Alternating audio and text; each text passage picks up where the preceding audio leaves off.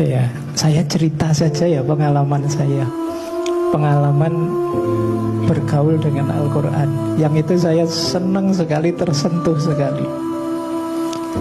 Yang pertama, entah kenapa tiba-tiba satu ketika saya baca ayat yang teman-teman mungkin ya tiap hari baca, bahkan tiap hari mengucapkan, yaitu Inna lillahi wa inna ilaihi roji'un. Ini tiap hari kita buat.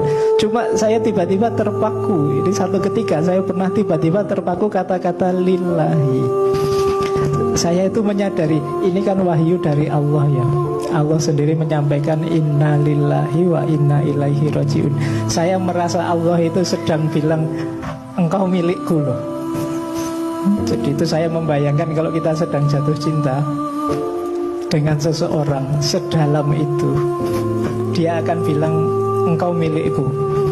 Jangan sampai engkau berpaling ke yang lain. Engkau satu-satunya milikku.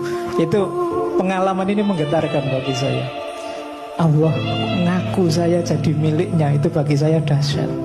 Padahal saya apa ya bahasa Indonesia ini, saya seremeh ini, secepete ini, dan Allah mendaku bahwa engkau satu-satunya milikku.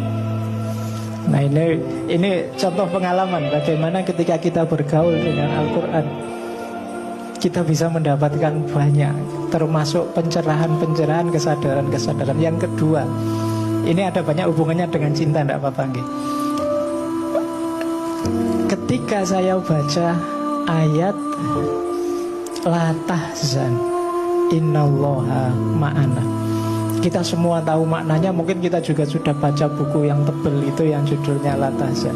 Tapi ada satu momen ketika saya membaca ayat ini, saya merasa Allah sedang sangat melindungi saya. Jangan sedih, tidak usah gelisah, aku selalu bersamamu, aku selalu menyertaimu. Ma'a itu kan menyertai. Jadi Allah tidak pernah tidak menyertai kita. Kita saja yang sering lupa. Ini momen kedua yang saya menyadari betapa Allah itu sudah sangat sayang, sangat cinta dengan saya. Jadi ada kesedihan apapun, Allah yang pertama datang menghiburku. La tahzan innallaha ma'ana. Yang ketiga, ketika saya membaca ayat la yukallifullahu nafsan illa wus'aha, teman-teman sudah tahu artinya. Itu seolah-olah Allah menyampaikan pada saya, engkau tenang saja, tidak usah sedih, tidak usah gelisah. Tidak mungkin aku mengujimu, tidak mungkin aku membebanimu dengan hal-hal yang berat. Jadi Allah tidak membebani kita yang kita tidak mampu. Jadi ini bagi saya semacam Allah ngelus-elus saya, kamu tenang saja, tidak perlu cemas, tidak perlu gelisah. Apapun nanti yang kamu hadapi, pasti kamu mampu menyelesaikannya. Dan Allah yang nanggung itu.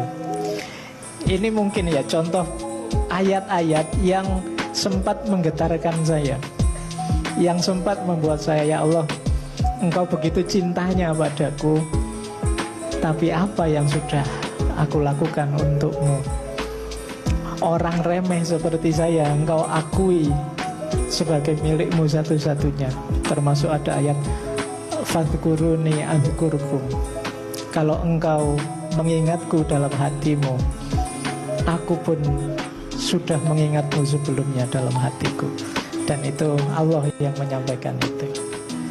Baik, itu sih contoh Bib. Jadi bagaimana pergaulan kita dengan Al-Quran bisa membuahkan makna-makna ini. Kalau bahasa saya, makna di level saya, makna subjektif saya, tapi punya impact besar, punya dampak besar dalam hidup saya. Ini kalau dalam tadi saya sebut ada teori hermeneutik, ini namanya pembacaan reseptif.